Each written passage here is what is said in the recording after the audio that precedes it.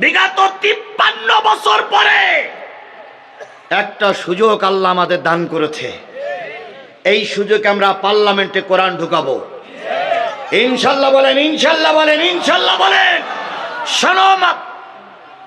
শোনো শিবগঞ্জের মুসলমানেরা, এই 53 বছর পরে সেই সুযোগটা যদি কাজে লাগাতে না পারি, সাদা কাগজে 3 তারিখ দিয়ে লিখে রাখো, আরো 100 বছর জালেমদের হাতের বাড়ি খাওয়া লাগবে। এই জন্য 53 বছর পর আল্লাহ সুযোগ দিলেন আমাদের। কি পার্লামেন্টে পাঠানোর জন্য? জোরে বলেন, কি পার্লামেন্টে পাঠানোর জন্য? আমি সারা দেশ সফর করতেছি। গতকাল ছিলাম দিনাজপুরে, আজকে এখানে, আগামীকাল আল্লাহ যদি আমাকে নিয়ে যায় পঞ্চগড়ে আমার সফর। আমি সারা দেশে সফর করে যেটা আমি বুঝেছি, যদি এই অবস্থা ঠিক থাকে, আগামী পার্লামেন্ট হবে কোরআনওয়ালাদের পার্লামেন্ট, আগামী জাতীয় সংসদ হবে টুপিওয়ালাদের জাতীয় সংসদ, আগামী গণভবন হবে টুপিওয়ালাদের গণভবন। শুধুমাত্র আমাদেরকে ঐক্য থাকা লাগবে। কথা বলেন ঠিক না বে ঠিক? আগে ভোট আসলে পার কিছু লোক বলতো কি, ও হুজুরদের সঙ্গে হুজুরদের মিল নেই, তাহলে হুজুররা যদি মিল না থাকে তাহলে ওনারা শান্তি দেবে কি করে?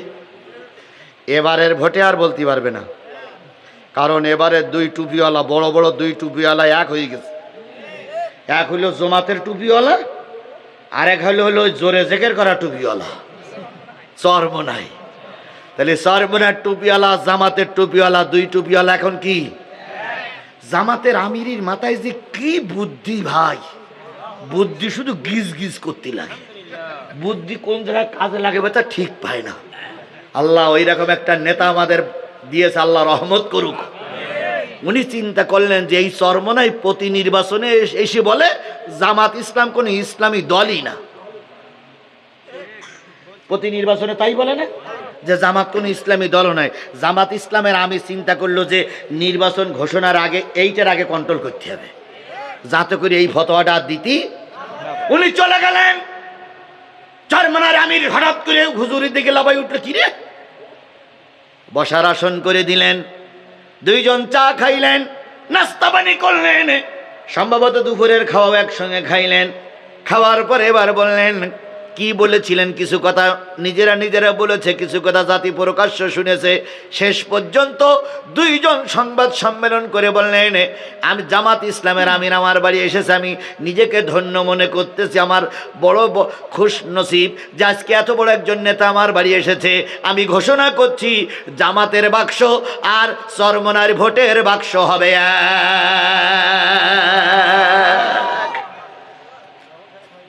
সুবহানাল্লাহ বলবেন না? সুবহানাল্লাহ বলবেন না? এখন 2 ইসলামী দল এক হয়ে গেছে। এবার ইসলামী আন্দোলন আর বাংলাদেশ জামাত ইসলামী এক হয়ে গেল।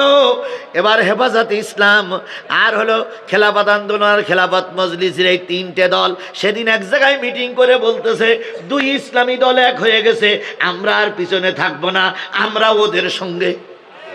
তাহলে এইবার দুলাভাই কি বলবা? প্রতি ভোটে তো বলতো হুজুররা এক নাই, এবার আর কি বলবা? এবার কি বলতেছে বলবো? এবার বলতেছে 15 বছর আমরা একটু বাইরে ছিলাম, এবছরটা আমরা যাই, তারপরে সামনের বছরে হুজুর আপনারা যাবেন। এবার আমি আপনাদের কাছে প্রশ্ন করি, 53 বছর এই দেশে সরকার চালাইছে কয়টা দল? 3টা দল, আওয়ামী লীগ, বিএনপি, জাতীয় পার্টি। কথা বলেন ঠিক না ভাই ঠিক? কয় বছর গেল? 53টা দল। আপনারা 351, 17-18 বছর করে আপনারা ক্ষমতায় ছিলেন। বাংলাদেশ জামাত ইসলামী ইসলাম মানা দলগুলো একবারও ক্ষমতায় যেতে পারেনি। আপনারা এত নিমক হারাম কেন? 53 বছরের 18 বছর আপনি ছিলেন, একটা বারের জন্য টুপিওয়ালারা দেবেন, এখন ঘোষাঘুষি করতেছেন কেন?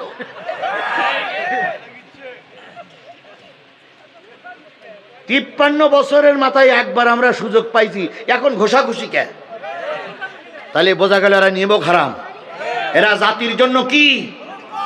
আরেকটা পয়েন্ট বলি, এই আমলিগির লোক চলে যাচ্ছে 2 জন মনে হয়, এরা 2 জনে মনে আমলিগির লোক। বসো বাবা বসো, আমি নামাজের কথা বলতেছি, খুবই গুরুত্বপূর্ণ। দুই নম্বর আরেকটা কথা বলি, সেটা হলো 53 বছরের ভিতরে আপনারা এই সুযোগ পাইলেন, আমাদের সুযোগ কম। এবার বলুন তো, এই আওয়ামী লীগ সরকার যারা চলে গেছে, এরা সর্বশেষ নির্বাচন করলে কত তারিখে? 5 না 7 জানুয়ারি? কত সাল? 24 না 25? কয় বছর হয়েছে? 1 বছর হয়েছে। যদি আবারও নির্বাচনের জন্য সময় তারিখ গুনতি হতো, তাহলে 30 সালে যে নির্বাচন হতো। এখনো 4 বছর বসে থাকতে হতো। এই 4 বছর তো আপনি আমি আন্দোলন করে কিছু করতে পারিনি। এই 4 বছর চুপ করে থাকেন।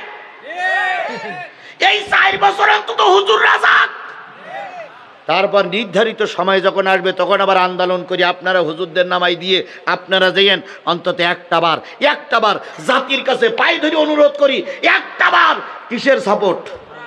এই কথা বলেন, কিসের সাপোর্ট? নামাজি ওয়ালাদের সাপোর্ট, কোরআন ওয়ালাদের সাপোর্ট, দিনদারের সাপোর্ট, মুসলমানদের সাপোর্ট। কয়টা বার? একটা বার আমরা হুজুরদের দেখতে চাই তারা দেশে শান্তি দিতে পারে কিনা। একটা বার। যদি আপনি এই 4 বছর পরে যদি শান্তি দিতে না পারে, 103 তালাক দেব। কয় তালাক? আচ্ছা বলুন তো, বউ তালাক দিতে গেলে কয় তালাক লাগে? 3 তালাক। তাহলে 100 তালাক কেন? আবার এর ভিতরে বেশি বউ। এই শোনেন, বউ তালাক দেবা আর পার্টি তালাক দেবা এক না। পার্টি তালাক দিতে গেলে 100 তালাক লাগে। দল তালাক করতে গেলে কত তালাক লাগে? 100। আর বউ তালাক দিতে গেলে কয় তালাক লাগে? 3 তালাক। তাহলে 103 তালাক দেবো, মানে বউও তালাক, পার্টিও তালাক। যদি তারা কোরআনের আইন প্রতিষ্ঠা করে শান্তি দিতে, এই কথা বলেন, শান্তি দিতে, তাহলে আমরা কয় তালাক দেব? 103 তালাক। তাহলে একটা বারের জন্য কোরআন পার্লামেন্টে যাক। আপনারা কি রাজি আছেন? কারা কারা রাজি? 2 হাত উঁচু করে আল্লাহরে দেখায় দেন। জোরে একটা তাকবীর হবে, নারে তাকবীর। আল্লাহ আমাদের কবুল করুক। এই কথাটা হিন্দুরা বুঝলো, মুসলমানেরা বুঝলো না। এই কথাটা আমাদের দেশের একজন ইউটিউবার পেনাকি ভট্টাচার্য বুঝলো। পেনাকি বুঝেছে না? পেনাকি ভট্টাচার্য বুঝলো, কিন্তু আমার দেশের মুসলমানেরা এই কথাটা বুঝলো না। হায় রে গরু খাওয়া মুসলমান, হায় রে চামড়াকে কি বাদ দেওয়া মুসলমান। পেনাকি বুঝলো যে এদেশে যদি ইসলামী দল ক্ষমতায় যায় শান্তি আসবে, কিন্তু আমার দেশের হুজুররা পর্যন্ত বুঝতেছে না। কথা বলেন ঠিক না বেঠিক? আল্লাহই ভালো জানে পেনাকি ভালো না হুজুররাই ভালো। আমি ওনার সঙ্গে এদের তুলনা করবো না, নিশ্চয়ই এনারা ভালো মানুষ, কিন্তু সেই লোকটা বিদেশে বসে বোঝার কারণে, সেই লোকটা বিদেশে বসে কথা বলার কারণে তার বাড়ি ঘরদোরগুলো কি করা হচ্ছে? ভেঙেছে বা হচ্ছে। তাকে কি বলে, হত্যার হুমকি দেওয়া হচ্ছে। আর আমাদের দেশের কিছু হুজুররা জামাই আদরে আছে। আমি তেল মাখাই ভুড়িটি, আর উনি তেল মাখাই 3.5 হাত দূরে। আর উনি যখন দরজা খুলে ভুড়ি দিয়ে ঠেলা দিলেই দরজা খুলে যায়। আর ওনারাই ফতোয়া দেয় এদেশে ইসলামী রাজনীতি করার দরকার নেই। এ জাতের হুজুর আমাদের দেশে আছে না নাই? এই কথা বলেন, আছে না নাই? সুতরাং আমি যে জিনিসটা বোঝাতে চাচ্ছিলাম সেটা হলো, ফজরের নামাজ 2 রাকাত যে ব্যক্তি আদায় করবে তাকে কয়টা পুরস্কার আল্লাহ দেবে? 2টা। 1 নম্বর পুরস্কার কবরে আযাব হবে না। 2 নম্বর পুরস্কার কি নিয়ে মৃত্যুবরণ করবে? ঈমান নিয়ে মৃত্যুবরণ করবে। তাহলে আজকের থেকে আমরা 5 ওয়াক্ত সালাত ঠিক মতন আদায় করব ইনশাআল্লাহ। এবার আসুন, ফজরের নামাজের কথা আল্লাহ বলেছেন। আদম আলাইহিস সালাম থেকে যত নবী আসছে সব নবীদের বেলায় যে নিয়ম ছিল, তোমার বেলায় সেই নিয়ম। ফজরের নামাজ পড়েছিলেন সর্বপ্রথম হযরত আদম আলাইহিস সালাম। কোন নবী? এই কথা বলেন, কোন নবী? আর একটু জোরে বলেন, কোন নবী? ভাই ওঠাচলা করলে কিন্তু আমার খুবই খারাপ লাগে। অনেক মাহফিলের লোক থাকে হলো 2000, মোনাজাতের সময় থেকে 200, বক্তা কিছু মনেই করে না। কিন্তু আমার কথা হচ্ছে, আমি কোরআন হাদিসের কথা বলছি। আপনি মুসলমানের ছেলে উঠবেন কেন? কিসের জন্য আপনি বাড়ি যাবেন? আমি আর আপনাদের সামনে গুনে গুনে, একদম ঘড়ি ধরিয়ে গুনে গুনে 35 মিনিট কথা বলবো। এই 35 মিনিট পেশাব লাগুক পায়খানা লাগুক ওটা যাবে না। একেবারে যদি পায়খানা লাগে তাহলে ছেড়ে দেবেন না, কিন্তু পেশাব লাগলে ছেড়ে দেবেন, কোনো সমস্যা নেই। যদি বলেন হুজুর কী করে ছেড়ে দেবো, ছোটোবেলায় আমরা ওই রাস্তাঘাটে পেশাব করতাম বলেন, তো চিন্তা করতাম লোকজনদের দেখে না ফেলে, লুঙ্গি পরা চারিদিকটা লুঙ্গি গোল করে বসতাম, বসে তলা দিকে ছেড়ে দিতাম। ছেড়ে দেওয়ার পরে লোকজন চলে গেলে উঠে যেতাম, কেউ বুঝতেই পারতো না কী করলাম। আপনার ওই বুদ্ধিটা শিখাই দিলাম, যদি একান্তই ধরে রাখতে না পারেন গোল করে বসে নিচের দিক ছেড়ে দেবেন, ওখানে বসে থাকবেন, আপনি যখন চলে যাবেন সবাই চলে যাবে। যদি বলেন হুজুর এতে ক্ষতি, কোনো ক্ষতি নেই, বাড়ি যেয়ে শুধু লুঙ্গি গান পাল্টাবেন। আর যদি বলেন এ জায়গা তার কালকে আর মাহফিল হবে না, এ জায়গা ছেড়ে দিলে কোনো গুনাহ হবে না। তবে এতটুকু সময় আমরা কি ধরে রাখতে পারবো না? ইনশাল্লাহ। ইনশাল্লাহ। মনে করেন বাসের ভিতরে আছে, এখন বাস যাবে হলো মোকামতলা পর্যন্ত, এখন ওই মহাস্থান এসে বলতেছেন ড্রাইভার সাহেব টান টান উত্তেজনা হিসু উঠে গিয়েছে।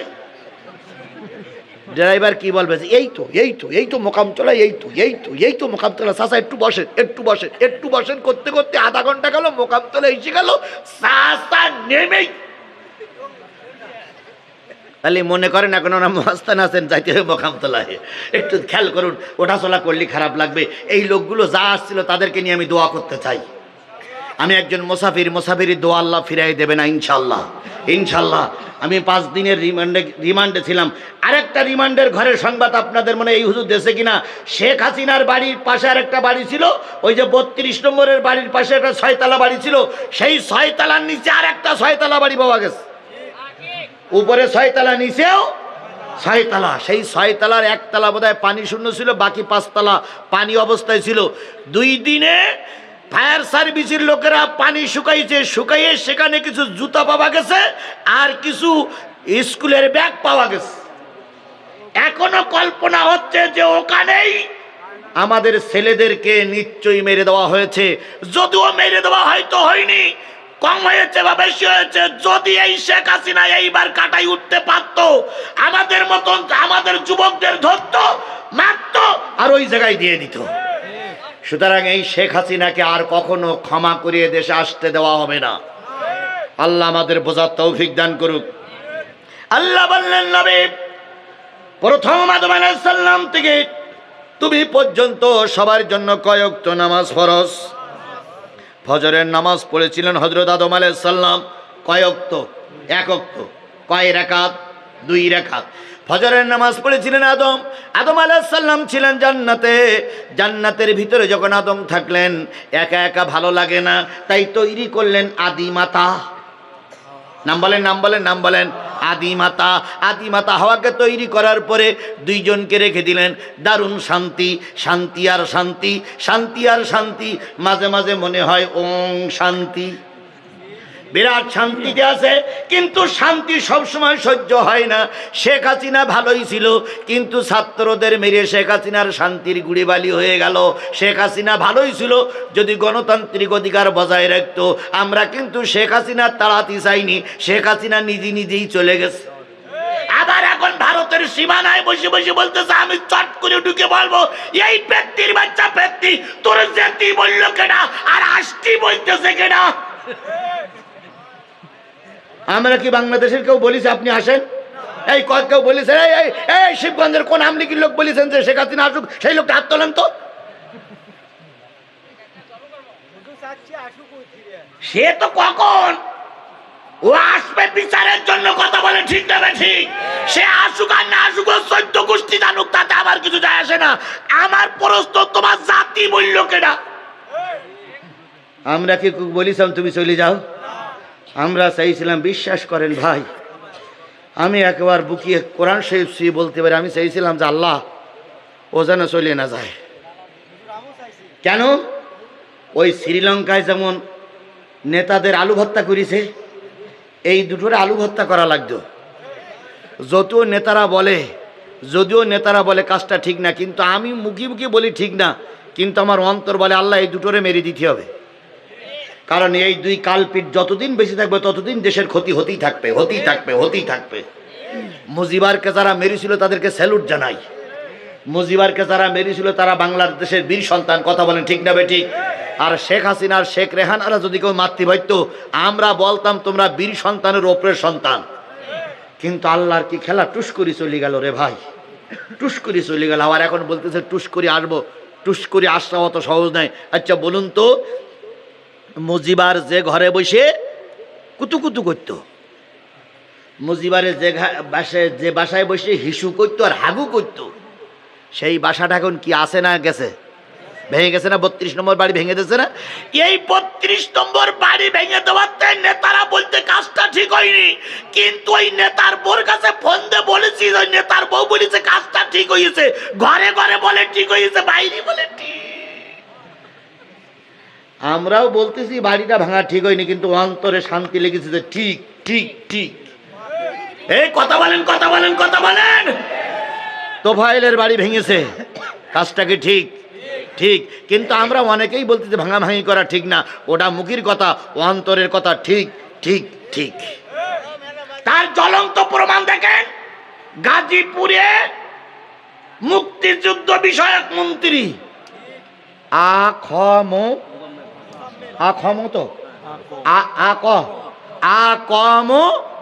মোজাম্মেল হকের বাড়ি ভাঙতে গেছিল। দেখেন মানুষ শান্তি পেয়েছে কোথায়? মোজাম্মেল হকের বাড়ি ভাঙতে গেছিল, ওই এলাকার কিছু লোক বাধা দিল।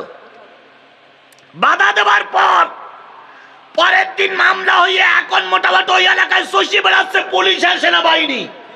যেটারে ধরতেছে সেটারে শুধু বলতেছে বাধা দিলি কেন। তার মানে বাড়ি ভাঙার পক্ষে সেনাবাহিনী ছিল, পুলিশই ছিল, সরকারও ছিল, নেতারা ছিল, কিন্তু বলতো ভাঙিস না, ভাঙিস না, ভাঙিস না, ভাঙিস না। আবার পিছন দিতে বলতো এই লাইন ক্লিয়ার, ওদিক যা করা, এই ভাঙিস না, ভাঙিস না, এই ভাঙিস না, ভাঙিস না। কথা বলেন, কথা বলেন, কথা বলেন। কুষ্টিয়ার হানিফির বাড়ি কি শেষ? কাউয়া কাদের খেলা হবে? তোমার বাড়িতে যে সবাই খেলা করলো, একবার তোমার ঘরের ভিতরে খেলা করলো, বল যা মেরিছে আল্লাহ আকবার, শুধু বুটাস বুটাস করে শব্দ হয়েছে বলে। হ্যাঁ হাডুডু খেলা আছে, কই কাউয়া কাদের এই খেলা হচ্ছে? কথা বলেন, কথা বলেন, কথা বলেন। সুতরাং যে জিনিসটা বোঝাতে চাচ্ছিলাম সেটা হলো, আদম আর হাওয়া শান্তিতে ছিলেন, মহা শান্তিতে ছিলেন। আল্লাহ বলেন আদম রে সুখে থাকো, শান্তিতে থাকো, লা তাকরাবা হাযিহিশ শাজারা, একটা গাছের নিকটে যেও না, ফাতাকুনা মিনাজ জালিমিন, তাহলে কিন্তু জালেমদের অন্তর্ভুক্ত হয়ে যাবা। আল্লাহর খেলা ছিল, আদমের দোষ নয়, আদমকে দোষ দেব না, তিনি আমার আদি পিতা, আদম দোষী নয়, আদম দোষী নয়। আল্লাহ একটা ব্যবস্থার মাধ্যমে দুনিয়ায় মানুষ পাঠাবেন, তাই আদমের দ্বারা গন্ধম গাছ খাওয়ালেন। গন্ধম ফল যখন খাইলো, পায়খানা পেশাব শুরু হলো। জান্নাতের ভিতরে পায়খানাও হবে না, পেশাবও হবে না। জান্নাতে কোনো মানুষ অপবিত্র হবে না। 100বার যদি স্ত্রীর সঙ্গে মেলামেশা করো, আল্লাহ তোমার অপবিত্র বলে ঘোষণা করবে না। সেখানে পায়খানাও নাই, পেশাবও নাই, কিছুই নাই, সেখানে অন্য কিছু চলবে না। আদম আর হাওয়া থাকতে লাগলেন। শয়তান ধোঁকা দিয়ে আদমকে আর হাওয়াকে দুনিয়ার ভিতরে নামাই দিলেন। দুইজন দুই জায়গায় নাজিল হলো। একজন নাজিল হলো শ্রীলঙ্কায়, আর একজন নাজিল হলো কোথায়? জেদ্দা বিমানবন্দর, ওখানে একজন নাজিল হলো, আর একজন নাজিল হলো শ্রীলঙ্কায়। দুইজন দীর্ঘদিন বসে বসে কাঁদলেন। কত বছর কেঁদেছিলেন? মতপার্থক্য আছে, মতনৈক্য আছে, আমি মতনৈক্যের ভিতরে যাব না। এক সময় দুইজন আল্লাহর কাছে ফরিয়াদ করলেন, আল্লাহ মাফ করে দাও। আল্লাহ মাফ করে দিলেন। দুইজন এসে এক জায়গায় হইল, সেই জায়গাটার নাম কি? আরাফাতের ময়দান। আরাফাত মানে পরিচয়, আরাফা মানে চেনা, আরাফা মানে জানাশোনা। আরাফাতের ময়দানে দুইজন এক জায়গায় হলো। তখনও সকাল হয়নি, এরকম ভোরবেলায় দুইজন রাতের অন্ধকারে দেখতেছে, একজন হযরত হাওয়া আলাইহিস সালাম দেখতেছে একজন ব্যক্তি দাঁড়ায় আছে, আর একজন দেখতেছে আর একজন ব্যক্তি হেঁটে আসতেছে। হাওয়া চিন্তা করলে, আল্লাহ এই পৃথিবীতে কোনো মানুষ নাই, একজন মানুষের আনাগোনা দেখতেছি, ওই লোকটা যদি আমার স্বামী হয় তাহলে এক জায়গায় হইয়াই দুইজন তোমার শুকরানা নামাজ পড়বো। আর আদম আলাইহিস সালাম চিন্তা করতেছে, আল্লাহ একটা নারীর মতন কে যেন হেঁটে আসতেছে পানির উপর দিয়ে, ওইটা যদি আমার হাওয়া হয় তাহলে দুইজন এক জায়গায় হয়ে সর্বপ্রথম তোমার শুকরিয়া আদায় করব। করব। এবার দুইজন আরাফাতের ময়দানে ওই যে জাবালে রহমত যেখানে একটা খুঁটি আছে, এই খুঁটির মাথায় খুঁটির গোড়ায় এসে দুইজন এক জায়গায় হয়ে গেলেন।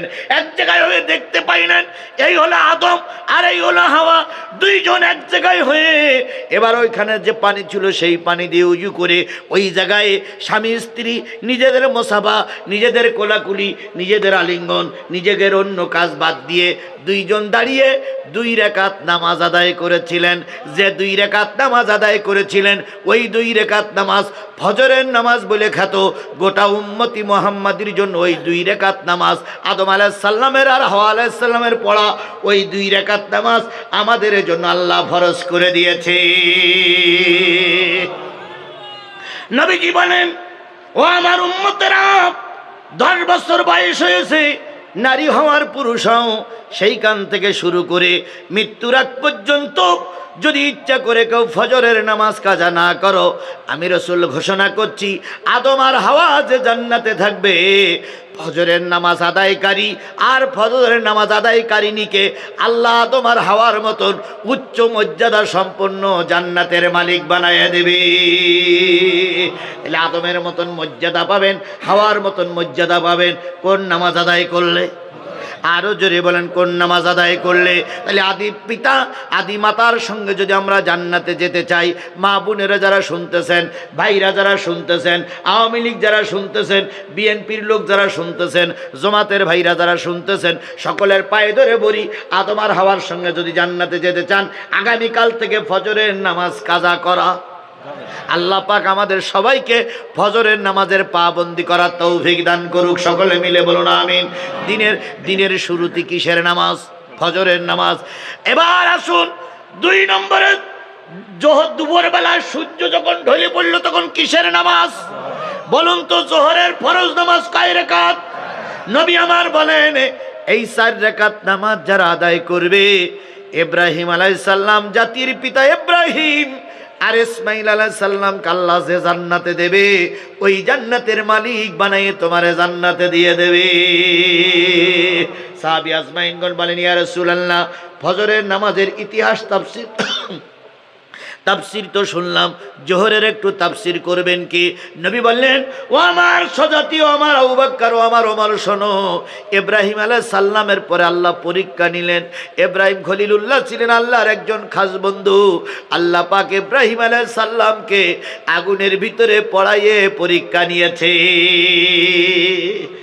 ইব্রাহিম আগুনের ভিতরে পড়িয়েছিল না পড়িনি? এই বলেন, ইব্রাহিম আলাইহিস সালাম আগুনের ভিতরে পড়িয়েছিল না পড়িনি? যখন পড়েছিল তখন কি বাধা ছিল? হাত বাঁধা ছিল, পা বাঁধা ছিল। গতকাল একজন মাহফিলের একজন নেতা বলেন, হুজুর, 3টার বেশি মামলা হলে হাত কড়া আর পায়ে বেড়ি পরানো হতো।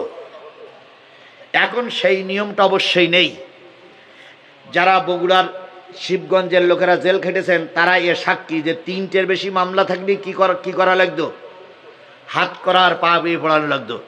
আমি যখন প্রথম সারেন্ডার করেছিলাম তখন আমার নামে মামলা ছিল 6টা মামলার 6টা মামলা দেখে আমি কোর্টে সারেন্ডার করেছিলাম 6টা।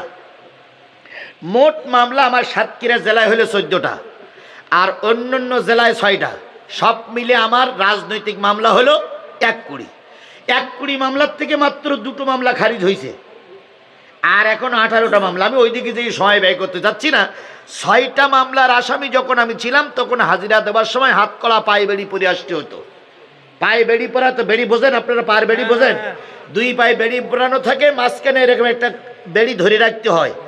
যদি ওই জেলখানায় ঘন্টা বাজার আগে নিয়ে যায় তাহলে বেড়ি খুলবে, আর যদি ঘন্টা বাজার পরে, মানে জেলখানার দরজা বন্ধ হওয়ার পরে যদি আপনাকে নিয়ে যাওয়া হয়, ওই দিন সারা রাত ওই বেড়ি পরা অবস্থায় ঘুমাতে হবে। বেড়ি পরা অবস্থায় পায়খানায় যাওয়া লাগবে, বেড়ি পরা অবস্থায় ঘুম পড়া লাগবে। কি যে কষ্ট জীবনে গেছে রে ভাই, সে কষ্টের কথা বলতে গেলে জীবনে সব যেন শুকিয়ে যায়। আমাকে একদিন বেড়ি পরানো হচ্ছে। আমার ওস্তাদ, আল্লাহ পাক তাকে জান্নাতের মেহমান বানিয়ে দিক, তিনি আমার প্রাইমারি ওই এইরকম ইবতেদায়ী মাদ্রাসা শিক্ষক, তার হাতে আমি আলিফ বাতা পড়েছি। উনিও জেলখানার আসামি। আমার যখন পায়ে বেড়ি পরায় তখন হুজুর যেয়ে বলতে চাই, এটা বলে আমার ছাত্র, এই বেড়ির এগুলো একটু ভাগ করে দিও। তো ওই কথা যখন বলেছে বাপের সমান হুজুর, আমার চোখ বেয়ে তখন টপ টপ করে পানি পড়তেছে। হুজুর আমার গায়ে এসে হাত দিয়ে বলতেছে, আজিজুল কেন কান্দো, কেন চোখের পানি ফেলাও? এই হাত কড়াই এই বেড়ি হযরত ইব্রাহিম আলাইহিস সালাম পড়েছিলেন। এই হাত কড়াই এই পায়ে বেড়ি আবু জেহেল পড়াইছিল মুহাম্মদ সাল্লাল্লাহু আলাইহি সাল্লামকে। ইব্রাহিমের কি দোষ ছিল? কার কথা বলেছেন? মুহাম্মদ সাল্লাল্লাহু আলাইহি সাল্লামের কি দোষ ছিল? কার কথা বলেছেন? তুমিও সেই আল্লাহর কথা বলে হাত কড়া পায়ে বেড়ি পড়তেছ। আমি তোমার ওস্তাদ মাওলানা লিয়াকাত সাক্ষী দিচ্ছি, যে পায়ে তোমার ইসলামের জন্য হাত কড়া পায়ে বেড়ি পরানো হলো, আল্লাহর কসম আমি মাওলানা লিয়াকাত দিকে দিলাম, কিয়ামতের দিন জাহান্নামী ফেরেশতারা তোমার পায়ে বেড়ি পরাবে না। তার মানে আমি ঘোষণা করছি তুমি আল্লাহর জান্নাতে যাবে। আল্লাহই ভালো জানে আল্লাহ আমাকে কোথায় কবুল করবে। কিন্তু এই দিনের কথা বলার কারণে হাত কড়া পায়ে বেড়ি অনেকের পরা লেগেছে। কথা বলেন ঠিক না বেঠিক? মাওলানা রফিকুল ইসলাম খান, লোকটা খাটো মানুষ, উল্লাপাড়ায় প্রায় আমার সঙ্গে দেখা হয়। তার জীবনে হাত কড়া পায়ে বেড়ি পরানো হয়েছে। তারপরে শিবিরি সাবেক সভাপতি দেলোয়ার, না খাটো ছিল, খাটো খাটো খাটো দেলোয়ার, দেলোয়ারকে যখন রিমান্ডের থেকে নিয়ে আসলো, দেলোয়ার তখন অচেতন হয়ে পড়ে আছে। অচেতন হয়ে পড়ে আছে তখনও তার হাত কড়া পায়ে বেড়ি পরানো ছিল। আল্লাহ এই জাতিকে আল্লাহ তুমি দেখে রাখো, এদের ফয়সালাটা তুমি করো আল্লাহ। কারণ আমার এমন কোন নেতা কর্মী নাই যার হাত কড়া পায়ে বেড়ি পরিয়ে জেলখানায় উঠানো হয়নি, কোর্টে উঠানো হয়নি। কথা বলেন ঠিক না বেঠিক? আমার নবী ইব্রাহিম, হযরত ইব্রাহিম আলাইহিস সালামকে হাত কড়া পরানো হলো, পায়ে বেড়ি পরানো হলো। জেলখানায় ঢুকতে গেলে কাপড়টা খুলে নেয় না, জামাটা খুলে নেয় না, লুঙ্গিটা খুলে নেয় না, পায়জামাটা খুলে নেয় না। কিন্তু জাতির পিতা ইব্রাহিমের পরনের কাপড়টা পর্যন্ত খুলে নিল। নমরুদ যখন বলতেছিল আমি পরনের কাপড়টা খুলব না, ইব্রাহিমের পিতা আজর বা তারেক সে বলতেছিল কাপড় পরাইয়ে যদি তার আগ্নেকুণ্ডের ভিতরে ফেলো জাতি শিক্ষা পাবে না। বাবা এসে নিজেই সন্তানের কাপড়টা খুলে নিল। ইব্রাহিম আলাইহিস সালাম মালিকের কাছে কান্দে, মালিক কেউ না জানলে বাবা জানা আমি ভালো না খারাপ। সেই বাবা আমার পরনের কাপড় পর্যন্ত খুলে নিল। ইব্রাহিম আলাইহিস সালামের হাত কড়া পরা, পায়ে বেড়ি পরানো, কোমরে বিরাট আকারের একটা গরু বাঁধা দড়ি পরানো। এবার ইব্রাহিম আলাইহিস সালামকে চড়কে নিয়ে যাওয়ার জন্য কোমরে দড়ি বেঁধে চোরের মতন টেনে টেনে নিয়ে যায়। ইব্রাহিম আলাইহিস সালাম বলে, মালিক যত কষ্ট আমাকে দাও দুঃখ নাই, তবু যেন ওরা যেন আমাকে তোমার পথ থেকে ভুলাতে না পারে। এরকম প্রমাণ দেখেছি বাংলাদেশ জামাত ইসলামের নেতাদের। কথা বলেন ঠিক না ঠিক? হাজারো নির্যাতন হয়েছে, তবুও তারা বাতিলের কাছে মাথা নত করেনি। আল্লামা সাঈদীর 13টা বছর জেলখানায় ভরে রাখলো। 13 বছর পরে আল্লামা সাঈদীর শেষ পর্যন্ত ইনজেকশন দিয়ে মেরে দিল। কথা বলেন ইব্রাহিম আলাইহিস সালাতু ওয়াস সালাম হাত কড়া পায়ে বেড়ি পরায়ে, কোমরে গরুর দড়ি পরায়ে যখন চড়কের কাছে নিয়ে গেল, চড়ক ঘরে না।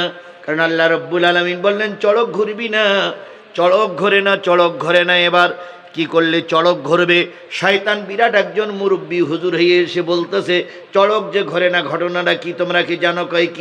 কয় চড়কের তলদেশে অগণিত ফেরেশতারা এসে চড়ক ধরে রেখেছে। গোটা ইরাকের সব মানুষ যদি চড়ক ধরে ঘুরাও, চড়ক ভেঙে যাবে। আবার একটা চড়ক বানালি সেটাও ভাঙবে, আবার একটা চড়ক বানালি সেটাও ভাঙবে। কিন্তু চড়ক ঘুরবে না, কারণ নিচে কারা কাজ করতেছে? আরো জোরে বলেন, কারা কাজ করতেছে? এবার নমরুদ বলল তাহলে ফেরাও না, নমরুদ বলল তাহলে কি করিতে হইবে? এবার বলে দিল যদি ইব্রাহিমকে পড়াইতে চাও, এখানে জেনাবে বিচার শুরু করো, ওপেনলি খোলা ময়দানে। জেনাবে বিচার করলে ফেরেশতারা নাপাক জিনিস সহ্য করতে পারে না। ফেরেশতারা নাপাক দিকে চলে যাবে, তখন তোমরা চড়ক ঘুরাইতে পারবা। যে হুকুম যা পানা 40 জন যুবতী, 40 জন যুবক একসঙ্গে আসলো। নারীরা আলোচনাটা ভালো করে শুনেন। 40 জন যুবক আর 40 জন যুবতী আসলো নমরুদকে খুশি করার জন্য। ওপেনলি কাপড় খুলে একে অপরের সঙ্গে জড়াজড়ি শুরু করলো। লক্ষ লক্ষ মানুষ সেগুলো দর্শক হয়ে দেখতেছে। তারপরে নিজেরা উত্তেজিত হলো, জেনা বেবিচার শুরু করলো। জেনা বেবিচার শুরু করার পরে একে অপরের ভিতরে যখন মেলামেশা চালু হয়ে গেল, ফেরেশতারা নাপাক জিনিস সহ্য করতে পারলো না। ফেরেশতারা জায়গা ছেড়ে দিয়ে চলে গেল। চড়ক ঘুরলে ইব্রাহিম আলাইহিস সালামকে আগুনে ফেলানো হলো। ইব্রাহিম আলাইহিস সালাম যখন আগুনে পুড়তেছে, সবাই আনন্দ করতেছে, সবাই খুশি খুশি ভাব, সবাই আনন্দিত। ইব্রাহিম আলাইহিস সালাম ওখানে আল্লাহর কাছে সাহায্য চাইলেন। আল্লাহ সাহায্য করেছিলেন না করেন নাই? এই কথা বলেন, আল্লাহ সাহায্য করেছিলেন না করেন নাই? আল্লাহ সাহায্য করলেন। ইব্রাহিম আলাইহিস সালামের আগুন নিভে গেল। ইব্রাহিম আলাইহিস সালামের হাত কড়া পা বেড়ে আগুনে পুড়ে ছাই হয়ে গেল। ইব্রাহিম বাহির হলেন। যে কোনো একটা কাপড় দিয়েছিলেন সেদিন ওই নমরুদের মেয়ে সারা একটা কাপড় এনে দিয়েছিলেন আর বলেছিলেন, ও ইব্রাহিম, আমার বাপ বুঝুক আর না বুঝুক, আমি বুঝিছি তুমি আল্লাহর নবী। সারা ছাতি পেল, দুইজন দেশ ছেড়ে চলে গেল। চলে যাওয়ার পর আবার যখন ক্ষমতায় এসেছিলেন, এসেই আগে খোঁজ নিলেন কারা আমাকে আগুনে ফেলানোর জন্য জেনাবে বিচার করেছিল। এবার খুঁজে খুঁজে তাদের আনা হলো। আনার পরে তাদের প্রত্যেকের কপালে লাল একটা করে টিপ মেরে দেওয়া হলো। লাল একটা কি মেরে দেওয়া হলো? টিপ মেরে দেওয়া হলো। আর ঠোঁটে রক্তের মতন লাল করে দেওয়া হলো।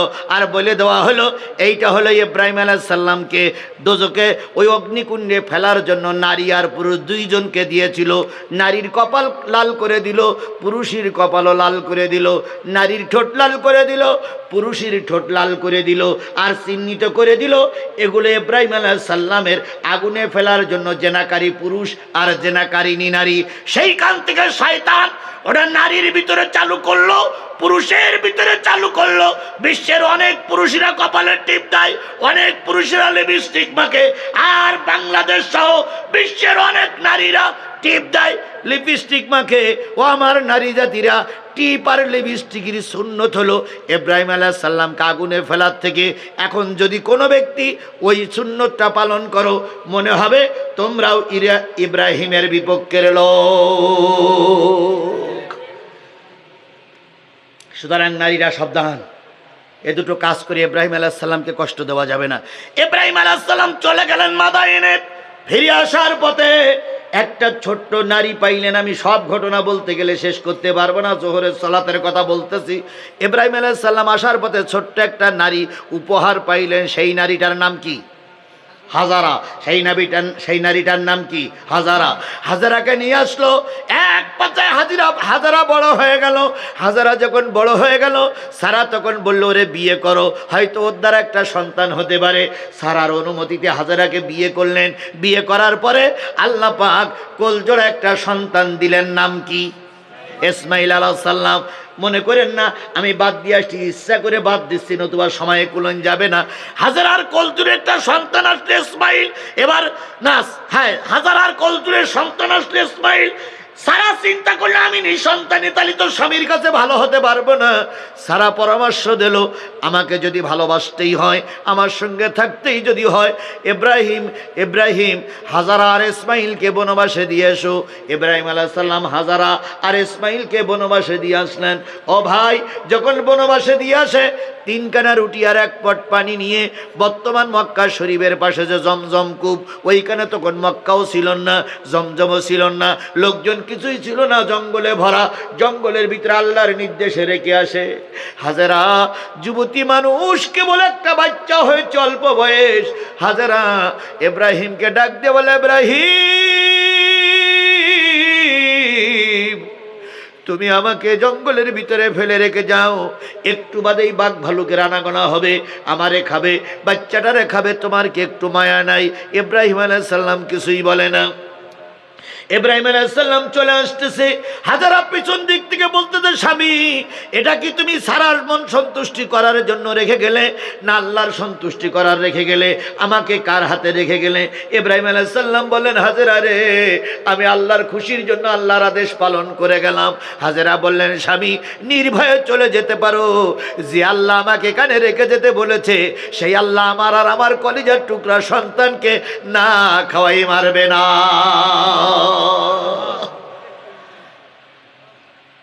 হাজেরা ইব্রাহিম চলে আসলেন, পানি আর রুটি শেষ হয়ে গেল, ঘরে খাবার নেই, স্তনে দুধ নেই, সন্তানের জন্য পানি খুঁজতে শুরু করলেন। দৌড়াদৌড়ি করেছিলেন কোন পাহাড়ে?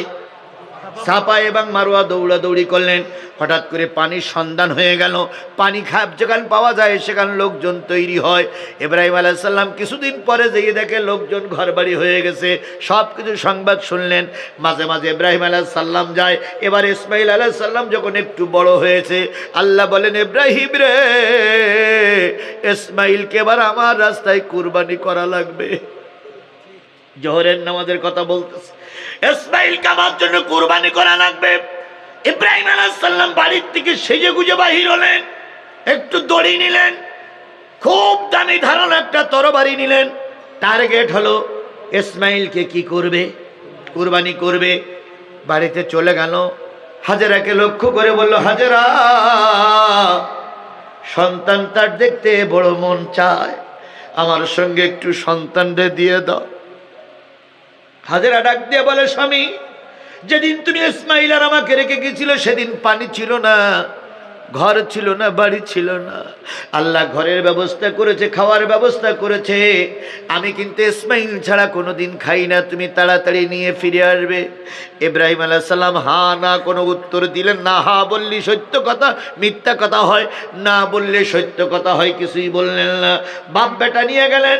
বাপ বেটা নিয়ে যাওয়ার পর মাঝখানে শয়তান তিনবার পরীক্ষা করলো, শয়তানের মুখে পাথর ছুঁড়ে মেরে এবার দুই বাপ বেটায় দুইজন চলে গেল বর্তমান মিনার ময়দানে যে ইব্রাহিম আলাইহিস সালাম সন্তানের সামনে নিয়ে গালে হাত দিয়ে মাথায় হাত দিয়ে বলতেছে, ইসমাইল, আল্লাহ আমাকে একটা স্বপ্ন দেখাইছে, আন্নি আজবাহুকা ফানজুর মাযা তারা, আমি তোমাকে স্বপ্ন দেখেছি, তোমাকে কুরবানি করতেছি, তোমার মত বলো। ইব্রাহিম ইসমাইল আলাইহিস সালাম বলেন, ইয়া বাতিল, হে আমার পিতা, তুমি তোমার স্বপ্ন বাস্তবায়ন করো, আমাকে ধৈর্যশীলদের ভিতরেই দেখতে পাবে। এবার বাপ বেটা পরামর্শ করলেন কিভাবে হত্যা, কিভাবে তোমাকে জবাই করা যায়। দুই বাপ বেটা পরামর্শ করতে যে ইসমাইল বললেন, আব্বা, আমাকে জবাই করার আগে আপনিও চোখ বেঁধে নিবেন, আমারও চোখটা একটু বেঁধে দিবেন। ইব্রাহিম আলাইহিস সালাম জাতির পিতা, মুসলিম জাতির পিতা, ছোট্ট মানুষের কাছে পরামর্শ শুনে চোখের পানি ফেলায় কাঁদে। আবার চিন্তা করে, আমি যদি এখন চোখের পানি ফেলাই কাঁদি, ছেলেটার মন ভেঙে যাবে, আমারও মন ভেঙে যাবে। পাষাণ হয়ে বলতেছে, বাজান, তোমার চোখ বাঁধার আমার চোখ বাঁধার ভিতরে ফায়দা কি? হযরত ইব্রাহিম আলাইহিস সালাম বললেন, ফায়দাটা বলো। ইসমাইল বললেন, বাবা, আমি তোমার একমাত্র কলেজার টুকরা সন্তান, আব্বা ছাড়া তুমি আমার কোনো দিন ডাকো না। আজকে তুমি আমাকে জবাই করবে আল্লাহর সন্তুষ্টির জন্য, আর আমিও নিয়ত করেছি জবাই হব কার সন্তুষ্টির জন্য। এখন জবাইয়ের সময় তোমার চোখ যদি আমার চোখে পড়ে আর আমার চোখ যদি তোমার চোখে পড়ে, আমি হয়তো মৃত্যুর যন্ত্রণা সহ্য করতে না পেরে বলবো, আব্বু আমাকে ছেড়ে দাও, আমি অন্য জায়গায় ভিক্ষা করে খাবো, তবু তোমাকে বাপ বলে পরিচয় দিব না, তুমি দয়া করে আমার জীবনে মেরো না। এই কথা শুনে তোমার হয়তো মায়া লাগতে পারে, তুমি হয়তো কুরবানির থেকে দূরে সরে যেতে পারো, এটা হয়তো আমাদের কুরবানির কাজে বাধা হতে পারে।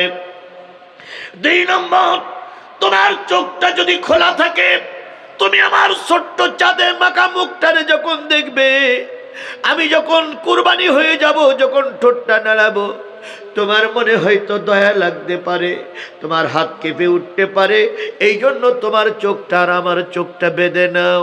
2 নম্বর বাজান, 2 নম্বর বাজান, ও আমার বাপ আমার হাত আর পা শক্ত করে বেঁধে নেবে। ইব্রাহিম আলাইহিস সালাম বলে, বাজান রে, তুইও রাজি আমিও রাজি, দুইজন কুরবানি হতে রাজি, কিন্তু এখানে হাত আর পা বাঁধার ভিতরে ফায়দাটা কি? ইসমাইল ছোট মানুষ, ইসমাইল পরামর্শ দিচ্ছে, বাজান মৃত্যু যন্ত্রণার চাইতে কঠিন জিনিস আর পৃথিবীতে কিচ্ছু নাই। মৃত্যুর যন্ত্রণা যখন মানুষের শুরু হয়ে যায়, ভালো মন্দ কোনো জ্ঞান বিবেক তার ভিতরে থাকে না।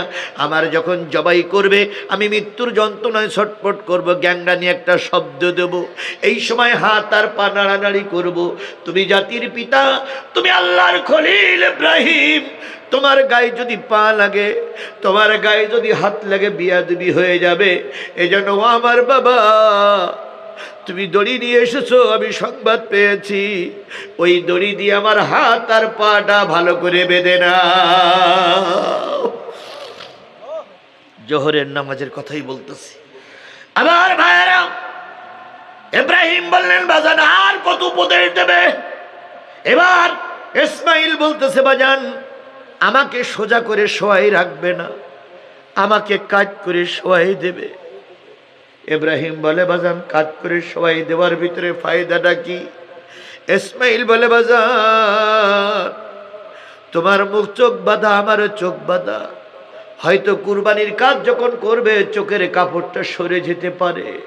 আমার মুখটা যদি সোজা থাকে আর তোমার মুখটা যদি সোজা থাকে, কুরবানির কাজে ডিস্টার্ব হবে। এই জন্য কাজ করে শোয়াই দাও, যাতে করে আমার চেহারাটা তোমার নজরে না আসে। ইব্রাহিম মালিকের কাছে কাঁদে আর কয়, মালিক, প্রত্যেক বাপ চাই জ্ঞানী সন্তান। ভাই যেমন বলতেছিল, প্রত্যেক বাপ চাই নেককার সন্তান। কথা বলেন ঠিক না বে ঠিক? কোনো বাপ চাই না তার সন্তান বেনামাজি হোক, চায়? কোনো বাপ চাই না তার সন্তান গাঁজাখোর হোক, চায় না। তাই যদি না চান, ভারী কথাটা মনে করে আপনাদের বলতেছি, যদি ছাত্র জীবনে ছাত্র খারাপ হোক, এটা যদি না চান, পায়ে ধরে বলে গেলাম, এখানে যদি শিবিরের কোনো পোলাপান থাকে, শিবিরের কোনো সংগঠন থাকে, শিবিরের সংগঠনে ছেলেটারে জমা করে দাও, ছেলেটারে শিবিরের সংগঠনে নাম লেখায় দাও। খোদার কসম, তোমার এই ছেলে বেনামাজি হবে না, বেয়াদবি হবে না। সেদিন দেখলাম এক মা তার সন্তানকে, তোমরা যারা ফেসবুক চালাও দেখেছো বাবারা, এক মা তার সন্তানকে নিয়ে শিবিরের সভাপতির কাছে যেই বলতেছে, বাজার আমার সন্তানকে তোমার দলে নিয়ে নাও। শিবিরের সভাপতি বলতেছে, মা কত মা চায় শিবির যেন শিবিরের সঙ্গে যোগ না দেয়, আর তুমি লিখতে এসেছো? কয় না বাজান, আমার বিশ্বাস আমার ছেলেটা যদি শিবিরের সঙ্গে থাকে, ওই একটা সুনাগরিক হবে, ও একটা দেশপ্রেমিক হবে। কথা বলেন, কথা বলেন, কথা বলেন। শিবগঞ্জের মুসলমানেরা বলুন তো, কোন শিবিরের কর্মী সাথী সদস্য নয়, শিবিরের একটা কর্মী ঘোষিত হয়েছে, বিড়ে সিগারেট খাতি দেখেছেন আপনারা কাউকে? শিবিরের কর্মী হয়ে থাকতে গেলে 5 ওয়াক্ত নামাজ পড়া লাগে, শিবিরের কর্মী হয়ে থাকতে গেলে কোরআন শরীফ পড়া লাগে। কথা বলেন ঠিক না বে ঠিক? তোমার ছেলেকে তুমি কন্ট্রোল করতে পারোনি, শিবিরিতে ঢুকাইয়ে দাও, ওরাই ছাত্রটারে কন্ট্রোল করবে, সে একজন সুনাগরিক হয়ে যাবে। আলহামদুলিল্লাহ, এমন একটা সংগঠন আল্লাহ পাক কিয়ামত পর্যন্ত আমার সমাজে কবুল করুক। কত দুর্নাম আমরা শুনলাম, শিবির মানুষের রক কাটে, শুনে নিয়ে রাখো, শিবির মানুষের রক কাটে, শিবির মানুষের পা কাটে, শিবির মানুষের হত্যা করে।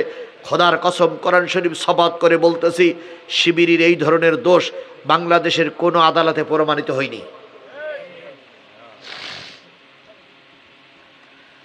তৎকালীন সাদ্দাম যখন ছাত্রলীগের সভাপতি ছিল, তখন ওরাই গোলাম রব্বানি বলে তো সেক্রেটারি ছিল, সে প্রচার করেছিল শিবির রক কাটা। তখন শিবিরের তৎকালীন যিনি সভাপতি ছিলেন, তিনি বললেন, কোথায় রক কাটে? কয় ঢাকায়। ওনারা চলে গেলেন ঢাকায়। ঢাকায় কোন বিশ্ববিদ্যালয়? ঢাকা বিশ্ববিদ্যালয়ে দিয়ে তন্ন করে খুঁজলো যে শিবির এখানে কার রক কেটেছে। শিবিরের ছাত্রলীগের ওখানে যে সভাপতি ছিল, সে তখন বললেন যে ভাই এখানে না, ওই শিবির রক কাটে রাজশাহীতে। তুই এই লোকের কাফেলা আবার রাজশাহী গেছে, রাজশাহী গিয়ে তন্ন করে খুঁজলো শিবির রক কাটে কার। তখন বলি এখানে না, এখানে নাও, খুলনা বিশ্ববিদ্যালয়। খুলনা বিশ্ববিদ্যালয় আবার গেছে, যাওয়ার পরে খুলনা বিশ্ববিদ্যালয় তছনছ করে খোঁজার পরে বলল কি এখানে না, এখানে না, ও চট্টগ্রাম বিশ্ববিদ্যালয়। চট্টগ্রাম বিশ্ববিদ্যালয়ে যেয়ে দেখলো যে শিবির কারোর রক কোনোদিন কাটিনি, শিবিরের রক কাটা কোনো প্রমাণ নেই। তারপরে অপবাদ দিয়েই যাচ্ছে, দিয়েই যাচ্ছে, দিয়েই যাচ্ছে, দিয়েই যাচ্ছে। কথা বলেন, কথা বলেন। এই জন্য যদি আপনার ছাত্ররে, যদি আপনার সন্তানটারে সত্যিকার দেশপ্রেমিক, সত্যিকার ইসলামী মূল্যবোধের বিশ্বাস করে আপনি দেশের সুনাগরি করতে চান, একমাত্র শুধুমাত্র একমাত্র বাংলাদেশে একটাই ছাত্র সংগঠন আছে, সেটা হচ্ছে বাংলাদেশ ইসলামী ছাত্র শিবির। এর বিকল্প আর কোন সংগঠন আছে বলে আমার জানা নাই। আবার উল্টো বুঝেন না, হুজুর মনে হয় জামাতের হুজুর। না, আমি জামাতের হুজুর নয়, আমি কোরআনের হুজুর। জামাত ইসলামী যারা করে তারা জামাতের কথা বলবে। আমি কি জামাত ইসলামের পাবলিসিটি করার জন্য আপনারা আমাকে ডেকে নিয়ে আসছেন? আমাকে কি বলার জন্য ডেকে নিয়ে আসছেন? আমি সেই কোরআনের কথাই বলতেছি। ইসমাঈল আলাইহিস সালাতু ওয়াস সালাম মনে আছে তো? কি করে সবাই দিতে বলেছে? কাট করে সবাই দিতে বলেছে। জাতির পিতা ইব্রাহিম ডাক দিয়ে বলে এর ভিতরে ফায়দা ফায়দা বলে দিল। এবার ইসমাঈল আলাইহিস সালাম আব্বার হাত ধরে বলতেছে, আব্বু ওই তিনটে নসিহত তুমি মেনে নেওয়ার না না ওটা তোমার ব্যাপার, কিন্তু শেষের একটা নসিহত তোমাকে মেনে নিতেই হবে। ইব্রাহিম কান্দে আর কয়, বাজান সে নসিহতটা কি? কয় সে নসিহতটা আমার কুরবানি করার আগে আমার গায়ের জামাটা খুলবেন, যেখানে রক্ত পড়বে ওই জায়গায় জামাটা ধরবেন, আমার গলার রক্তগুলো যেন সব জামার ভিতরে পড়ে। এতক্ষণ ইব্রাহিম আলাইহিস সালাম ব্যালেন্স ঠিক রাখতে পেরেছিলেন, এবার ইব্রাহিম আলাইহিস সালাম যেন ব্যালেন্স ঠিক রাখতে পারে না। ছেলের গলায় চুমা দিয়ে বলে, বাজান রে, এত সুন্দর বুদ্ধি তোর মাথায় কে দিচ্ছে রে বাজার? তুই কুরবানি হয়ে মারা যাবি, রক্ত মাখা জামা নিয়ে তুই কি করবি? এতে তোর কি ফায়দা? ইসমাঈল আলাইহিস সালাম ইব্রাহিমের হাত ধরে বলে, আব্বা এর ভিতরে আমার কোনো ফায়দা নেই, তোমার কোনো ফায়দা নেই। আমার মা হাজেরাকে তুমি যখন বনবাসে দিয়ে গেছিলে, 3 কানা রুটি আর একটু পানি ছাড়া কিছুই ছিল না। আমার মা রুটি ফুরায় গেল, পানি ফুরায় গেল। সন্তানের হেফাজতের জন্য মা দৌড়াদৌড়ি করতে করতে একটু পানির সন্ধান পেয়ে গেল, জমজমের সন্ধান পেয়ে গেল। ওই জমজমের পানির থেকে লোকালয় এক জায়গায় হলো, সেইখান থেকে আজও পর্যন্ত আমার মা কোনো অক্তে আমাকে ছাড়া খানা পিনা করে না, খানা খাই নাই। আমি যখন তোমার সঙ্গে আসতেছিলাম, বাক্সের ভিতর থেকে নতুন জামাটা পরিয়ে দিল, নতুন পাজামাটা পরাইয়া দিল, মাথায় একটু চিরুনি দিল, মাথায় একটু চিরুনি দিয়ে চুলা স্নেহ দিয়ে গালে চুমা দিয়ে বলল, বাজার যেখানে যাও বেলা ডোবার আগেই ফিরে এসো। যে প্রান্তেই যাও বাবার সঙ্গে বেলা ডোবার আগেই ফিরে এসো, কারণ তুমি যতক্ষণ না আসবা ততক্ষণ পর্যন্ত আমি কিন্তু রুটি আর পানি গালে দেব না। আমার মার গালে চুমা দিয়ে বলেছিলাম, আম্মু তুমি টেনশন করো না, বাবা যেখানে নিয়ে যাক বাবাকে বলবো সে যেন মাগরিবের আগেই তোমার কাছে আমার দিয়ে দেয়। এখন তুমি মহা পরীক্ষার সম্মুখীন, বার সেই অবদাটা আমি রক্ষা করতে পারলাম না। ও আমার বাবা, যখন তুমি ফিরে যাবে রক্ত মাখা জামাটা আমার মার কাছে দিয়ে যেও। আমার মা ওই রক্ত মাখা জামাটা নিয়ে যখন ইসমাঈলের কথা মনে পড়বে, ওই রক্ত মাখা জামাটা নাকের কাছে নিয়ে একটু নিঃশ্বাস নেবে, অথবা বুকের ভিতরে জড়াই ধরে মা আমার সান্ত্বনা পাবে। আমি ছাড়া আমার মার কেউ নাই। ও আমার আব্বা ইব্রাহিম, এই রক্ত মাখা জামাটা আমার মায়ের কাছে দিয়ে যেও। কত বড় পরীক্ষা হিসাব করে দেখেছেন? কত বড় পরীক্ষা ইব্রাহিম আলাইহিস সালামকে আল্লাহ নিচ্ছেন। ইব্রাহিম আলাইহিস সালাম বললেন, বাজান তাই হবে। জামাটা খুললেন, ইসমাঈলের যেখানে রক্ত পড়বে সেখানেই জামাটা দিয়ে দিলেন। এবার ইসমাঈল আলাইহিস সালামের চোখ বাঁধলেন, হাত বাঁধলেন, পা বাঁধলেন। ইসমাঈল আলাইহিস সালামকে কাত করে সবাই দিলেন। নিজের ঘাড়ের কাপড়টা খুলে কোমরে বাঁধলেন, খুব শক্ত করে প্রস্তুতি নিলেন, এখনই জবাই হয়ে যাবে। এবারে ইসমাঈল আলাইহিস সালাম বললেন, আব্বা তরবারির ধারটা একটু পরীক্ষা করে নাও, কারণ তরবারির ধার যদি কম থেকে কাটতে দেরি হবে, তোমারও কষ্ট হবে আমারও কষ্ট হবে। ইব্রাহিম আলাইহিস সালাম ধার পরীক্ষা করে নিলেন। চূড়ান্ত ধার আছে, ধার দিয়ে কাটা যাবে। এবারে ইব্রাহিম আলাইহিস সালাম আল্লাহ নামে যখন আল্লাহু আকবার বলে ছুরি চালালেন, ছুরি চলে না, কাটে না। দুই বাপ বেটা কষ্ট করতে লাগলেন। এবার ছুরি আবার চোখ খুলে ছুরি পরীক্ষা করা হলো, ধার নেই তো, ধার মনে হয় কমে গেছে। এবার দেখে না ধার তো ঠিকই আছে। এবার ইব্রাহিম আলাইহিস সালাম বললেন, ছুরি রে তোর হলো কি, তুই কেন কাটিস না? ছুরির জবান খুলে গেল। ছুরি বলতেছে, ইব্রাহিম তুমি তোমার কাজ করো, আমি আমার কাজ করতেছি। আল্লাহ বলেছে তোমারে জবাই করতে, আর আল্লাহ আমারে বলেছে ইসমাইলের গলা কাটা যাবে না। সুতরাং তুমি তোমার কাজ করো, আমি আমার কাজ করতেছি। ইব্রাহিম আলাইহিস সালাম হাজারো চেষ্টা করার পর যখন কাটতে পারলেন না, এক পর্যায়ে রেগে মেগে বলতেছে, আল্লাহ একটু সুযোগ আমারে দাও। এবার যখন আল্লাহু আকবার বলতে বলে কাটবে, ঠিক সেই সময় ইসমাইল আলাইহিস সালামকে টেনে নিয়ে জান্নাত থেকে একটা উট সদৃশ দুম্বা দেওয়া হলো। এবার ওটা জবাই হয়ে গেল।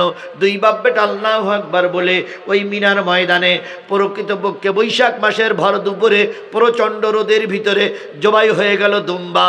আর ইসমাইল ইব্রাহিম দুইজন বেঁচে গেলেন।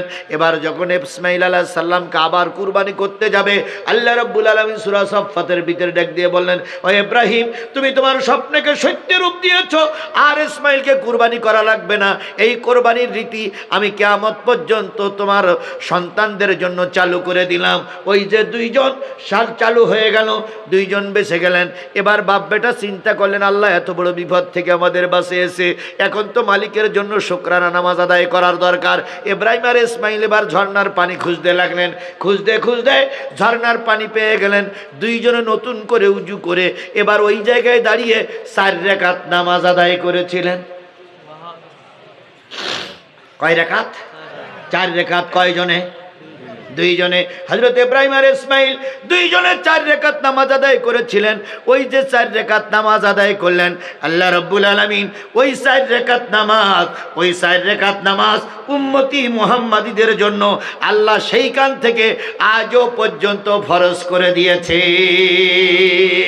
শুধু ফরজ করে দেয় নাই, হাদিস দ্বারা ঘোষণা করেছে এই 4 রাকাত জোহরের ফরজ নামাজ যারা পড়বে, ইসমাইল আর ইব্রাহিম, জাতির পিতা ইব্রাহিম আর ইসমাইল জবিউল্লাহ যেই জান্নাতের ভিতরে থাকবে, উম্মতি মুহাম্মাদীদের ভিতর থেকে যারা জোহরের নামাজ নারী হোক আর পুরুষ হোক ঠিক মতন আদায় করবে, আল্লাহ রাব্বুল আলামিন ইব্রাহিম আর ইসমাইলের মতন সমমর্যাদা সম্পন্ন জান্নাতের মালিক বানায়ে জান্নাতের ভিতরে দিয়ে দেবে। তাহলে জোহরের নামাজ পড়লে জাতির পিতা ইব্রাহিম আর ইসমাইলের সঙ্গে জান্নাতে যাওয়া যাবে। তাহলে জোহরের নামাজ পড়ার পক্ষে না বিপক্ষে? শুধু কি পুরুষ না নারীরাও? তাহলে আমরা সবাই নিয়ত করব আজকের থেকে যেন ফজরের নামাজ পড়লে আদমের সঙ্গে, জোহরের নামাজ পড়ে ইব্রাহিম আলাইহিস সালামের সঙ্গে জান্নাতে যাওয়া যাবে। এই জন্য ইব্রাহিম আলাইহিস সালামের সঙ্গে জান্নাতে যাওয়ার জন্য জোহরের নামাজ আদায় করব ইনশাআল্লাহ। আরো জোরে বলেন ইনশাআল্লাহ, আরেকটু জোরে বলেন ইনশাআল্লাহ। তাহলে নামাজ কয় ওয়াক্ত? 5 ওয়াক্তের ভিতরে কয় ওয়াক্ত বলেছি? আর কয় ওয়াক্ত বাকি আছে? 3 ওয়াক্ত। বলবো হুজুর মরে মরুক। হ্যাঁ হুজুর মনে মরুক, অস্ত চলুক। বলুন তো এই হুজুর কয়টার সময় ছেড়ে দিল? 9:30। আর এখন বাজে কটা? তাহলে কয় ঘন্টা হয়েছে? 2.5 ঘন্টা হয়ে গেলে এখনো বলতে হুজুর চলুক, তাহলে হুজুর মরুক। ওই 3 ওয়াক্ত শেষ করবো আমি একবার। এই মুরব্বি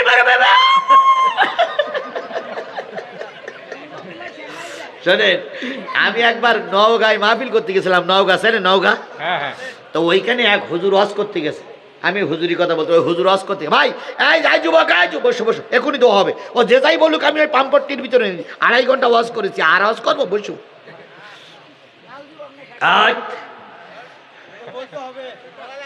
আচ্ছা হবে, এখনই তো মিছিল শুরু হবে আমি দেখতে পাচ্ছি।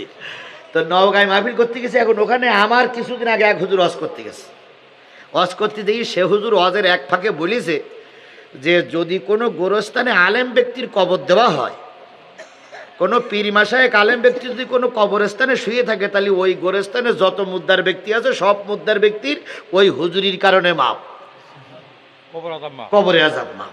আচ্ছা বলেন যে এটা কোনো হাদিসের কথা? এটা কোনো কোরআনের কথা?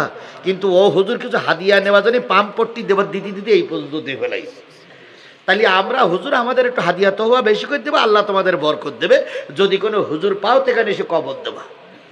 হ্যাঁ, এই কথা বলার পর 2টা 2:30 পর্যন্ত ওয়াজ হয়েছে, অশ্বিনী সব বাড়ি গেছে। ফজরের নামাজে হুজুর আর যায়নি, 2:30 পর্যন্ত ওয়াজ করেছে।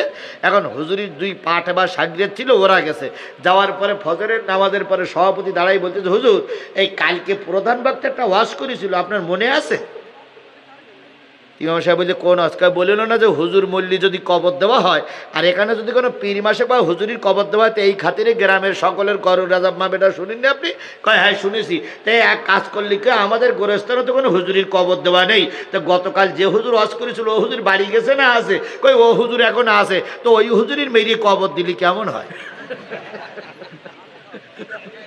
দেখেন ওয়াজ কোন জায়গায় কাজে লাগাইছে, দেখেন একটু জাতির কি দোষা। ইমাম সাহেব বলছে তাও কথা মন্দ না। তাহলে এক কাজ করি, তাহলে ফজরের নামাজ পড়ে চলেন মোনাজাত করি, এবার হুজুরির যেয়ে নাক মুখ সেবি ধরবো, অথবা হুজুরির বাসকল দিয়ে দেখেন মেরি দেবো, শুধু গোরাজাব মাফের জন্য।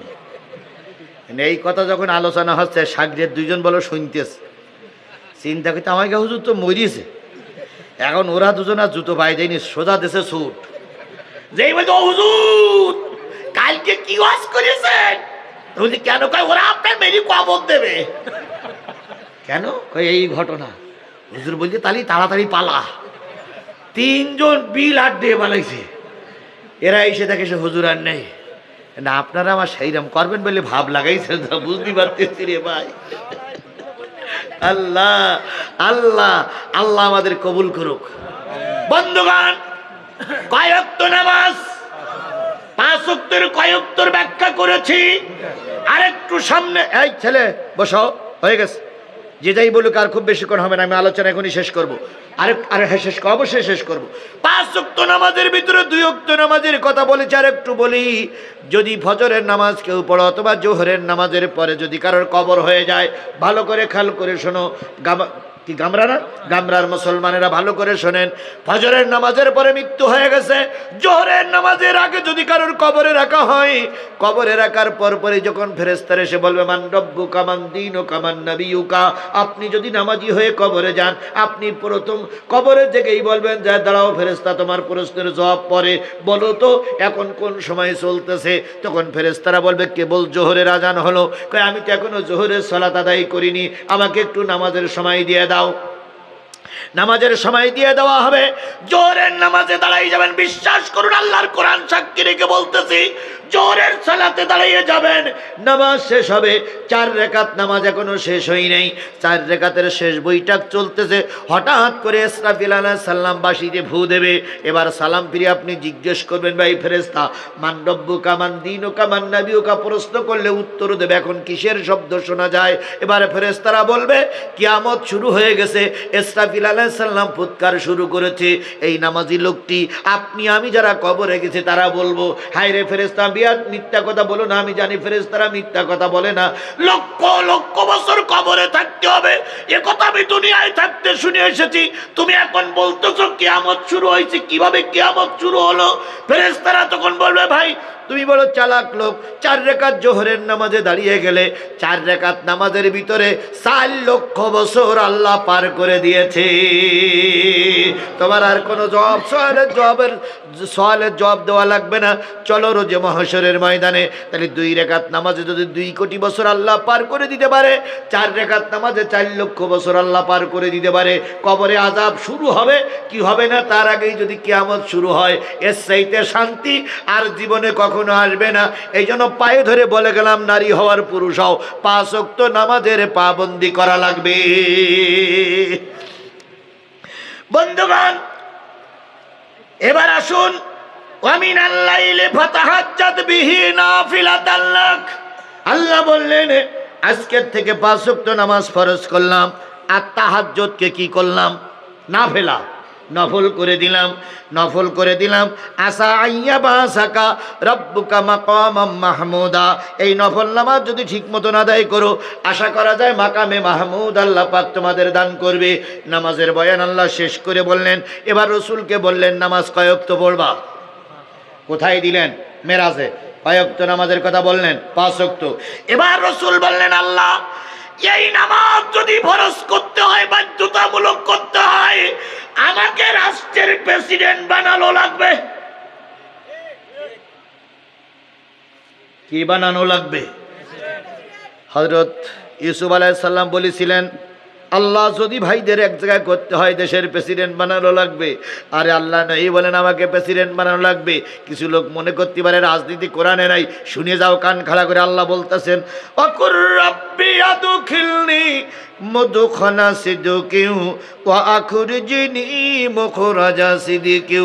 আল্লাহ বললেন, নবী মক্কা থেকে যখন বাহির হবা তখন তুমি দোয়া করো, সত্য সহকারে আমাকে বাহির করো।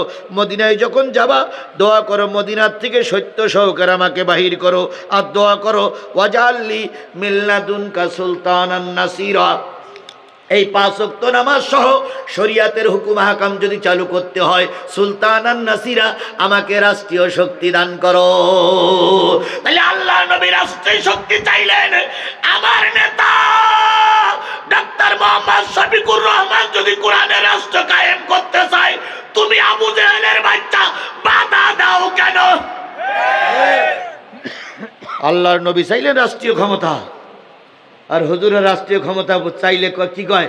হুজুরা মাহফিল করতে আসে না, আসে রাজনীতি করতে। এরকম অবৈধ মায়ের সন্তান আছে না নাই?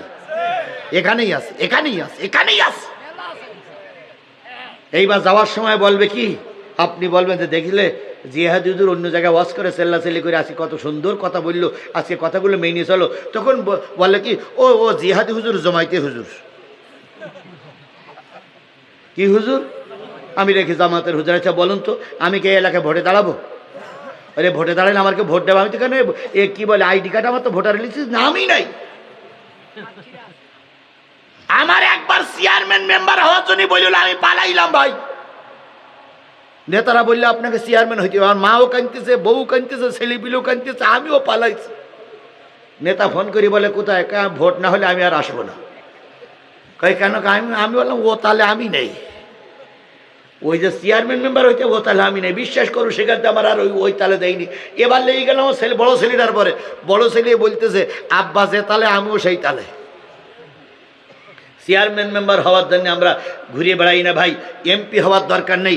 আল্লাহ কোরআনের খাদেম বানাইছে, ওটাই আমার জন্য যথেষ্ট। কেউ কোরআনের খাদেম হবে, কেউ মসজিদের খাদেম হবে, কেউ মাদ্রাসার খাদেম হবে, কেউ দেশের খাদেম হবে। কথা বলেন ঠিক না বেঠিক? দেশের খাদেম ডাক্তার মোহাম্মদ শফিকুর রহমান হোক, দেশের খাদেম আমাদের এখানে সম্ভবত সাবেক উপজেলা চেয়ারম্যান নমিনি হতে পারে আলমগীর ভাই, সম্ভবত আলমগীর ভাই। ও শাহাদাতুজ্জামান, অধ্যক্ষ মাওলানা শাহাদাতুজ্জামান আগামীতে সাবেক সংসদ সদস্য হয়তো এখানে নমিনি হতে পারে। তারাই ওই দল ওই কাজ করুক, আমি শুধু তাদের পিছনে একটু।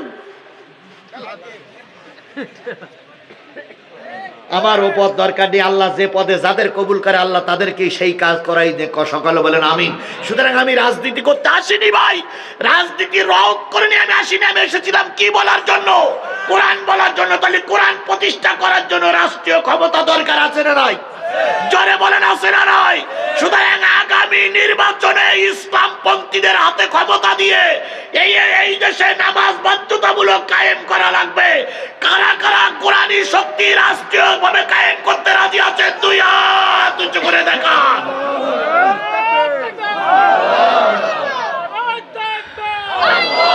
হাতগুলো উঁচু করে রাখেন।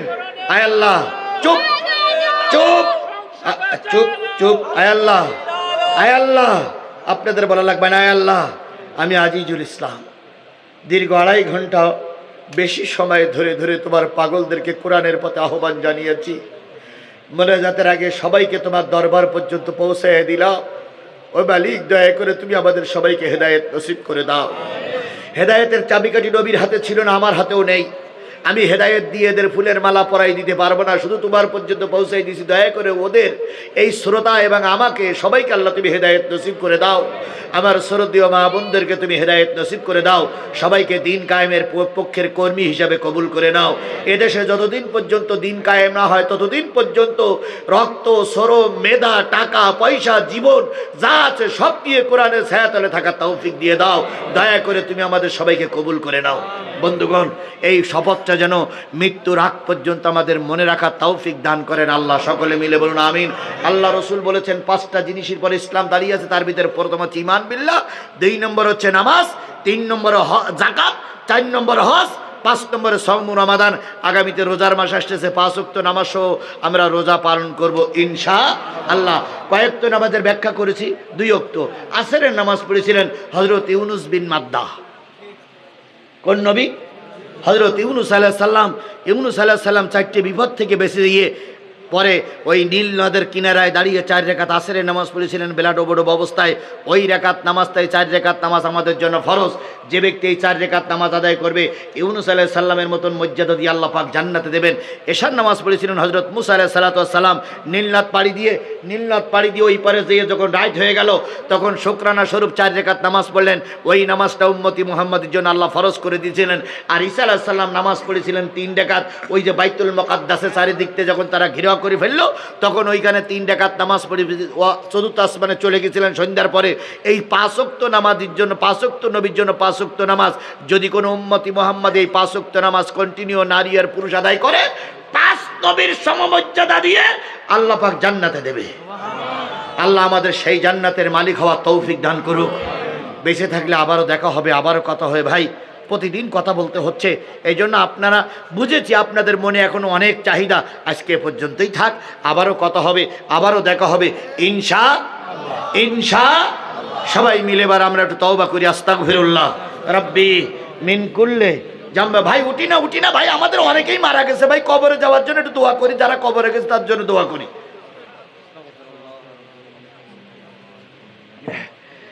আর কারোর কোনো কথা আছে নাই? আল্লাহুম্মা আমিন। রব্বানা যালামনা আনফুসানা ওয়া ইল্লাম তাগফির লানা ওয়া তারহামনা লানাকুনান্না মিনাল খাসিরিন। রব্বানা ইন্নানা আমান্না ফাগফির লানা যুনুবানা ওয়া কিনা আযাবান নার। রব্বি গফিরলি ওয়ারহাম আনতা খায়রুর রাহিমিন। রব্বুল আলামিন, গামরা ইবতিদায়ী মাদ্রাসা আল্লাহ ছোট একটা প্রতিষ্ঠান বড় একটা আয়োজন করে বসে আছে। লক্ষ লক্ষ টাকা খরচ করে আল্লাহ গ্রামবাসীদেরকে নিয়ে বড় আশা নিয়ে ধর্মীয় কাজ করেছে। কাজের শেষে সবাই মিলে হাত তুলেছে, আল্লাহ এই মাহফিল আমাদের সকলের নাজাতের জরিয়া বানায়া দাও। মাহফিলের ইন্তজাম যারা করলো, শোনার জন্য যারা আসলো, বলার জন্য আমরা যারা এসেছিলাম, আর যারা এলাকার মানুষ এবং বাইরের মানুষ টাকা দিয়ে মাহফিলটা সাফল্যমণ্ডিত করেছে, কিয়ামতের দিন সবাইকে একসাথে জান্নাতে যাওয়ার পরিবেশ তৈরি করে দিও। আজকের মাহফিলের সভাপতি, আজকের মাহফিলের প্রধান অতিথি, আজকের মাহফিলের বিশেষ অতিথি নয়, যত লোক এখানে মঞ্চে বসে আছে, নিচে বসে আছে, সকলকে আল্লাহ তুমি কবুল করে নাও। রব্বুল আলামিন, স্বৈরা শাসকদের ষড়যন্ত্রের শিকার আমার প্রিয় একটা সন্তান অগণিত গুলির ঝাঁঝরা শরীরের ভিতরে করে নিয়ে চলতেছে। ডাক্তাররা ঘোষণা করেছে অপারেশন করার কোনো ব্যবস্থা নাই। আমি আব্বাজানকে বুকের ভিতরে জড়িয়ে ধরে বলতেছিলাম, বাজান সমস্যা কি? কয় হুজুর মাঝে মাঝে ব্যথা হয়, যন্ত্রণা হয়। ও বাবু, আমার হাত করা পায়ে বেড়ি পরানো দিকে আমার ওস্তাদ দোয়া করেছিলেন, আমি আমার কলিজার টুকরা সন্তানটার জন্য দোয়া করলাম। আইয়ুব আলাইহিস সালামকে তুমি সুস্থ করেছিলে, কোনো ডাক্তার ছাড়া, কোনো ওষুধ ছাড়া। ও বাবু, তোমার বান্দা দিন প্রতিষ্ঠার জন্য ময়দানে কাজ করতে যেয়ে পুলিশের ঝাঁঝরা গুলির সম্মুখীন হয়ে এখন কষ্টের ভিতরে আছে। বাবু, তুমি তোমার পাগলকে সুস্থ করে দাও। যে মায়ের সন্তান, যে বাবার সন্তান, বাবা 24 ঘন্টায় পেরেশানির ভিতরে আছে, যে ছেলেটার শরীরে হাজারো গুলির ঝাঁঝরা লেগে আছে, আল্লাহ তার মনের ভিতরে পেরেশান, আমি কি করলাম। বাবু, তোমার উপরে ডাক্তার আর পৃথিবীতে কেউ নাই, তোমার উপরে কবিরাজ, তোমার উপরে হাকিম আর কেউ নাই। তুমি ইচ্ছা করলে ওই জিনিসগুলো শরীর থেকে একবার ভিনিশ করে দিতে পারো।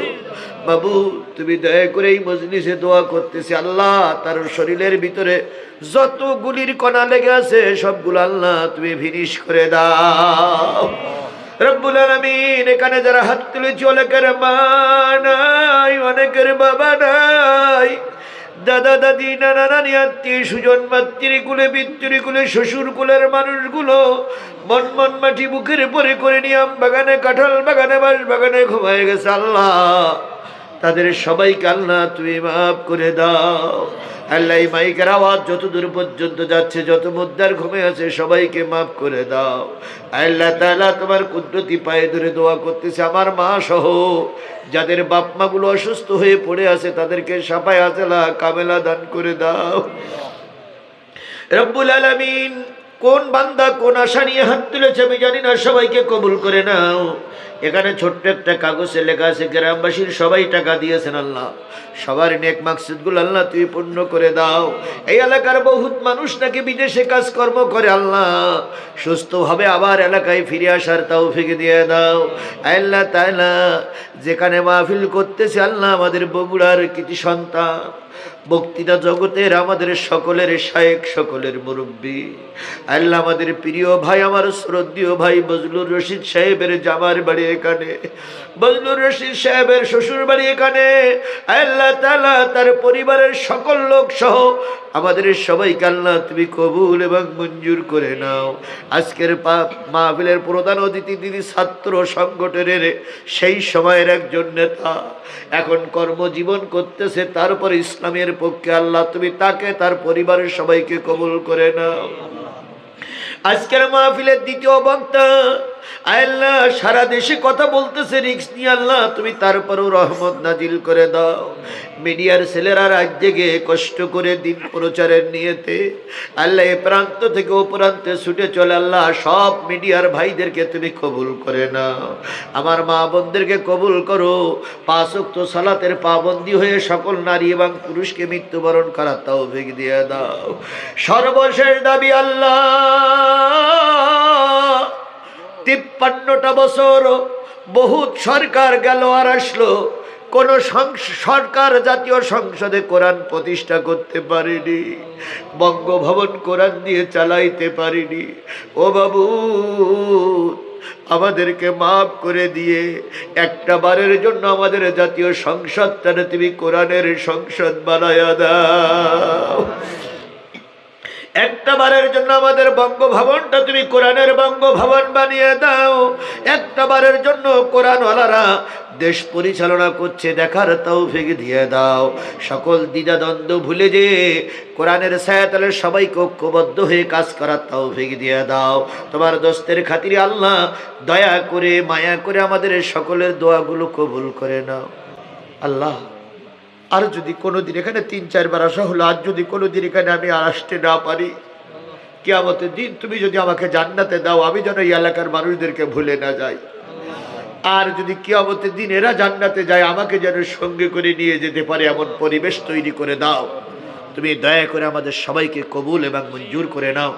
আমার পিছনে যত মেহমান বসে আছে সবাইকে আল্লাহ তুমি কবুল করে নাও। যে মসজিদে বসার পরে একজন খেদমত করলেন, খাওয়ার সময় খেদমত করলেন, যারা যারা আলেমদের সঙ্গে সুসম্পর্ক রেখেছে, কিয়ামতের দিন আলেমদের সঙ্গেই তাদের জান্নাত কবুল করে নিও।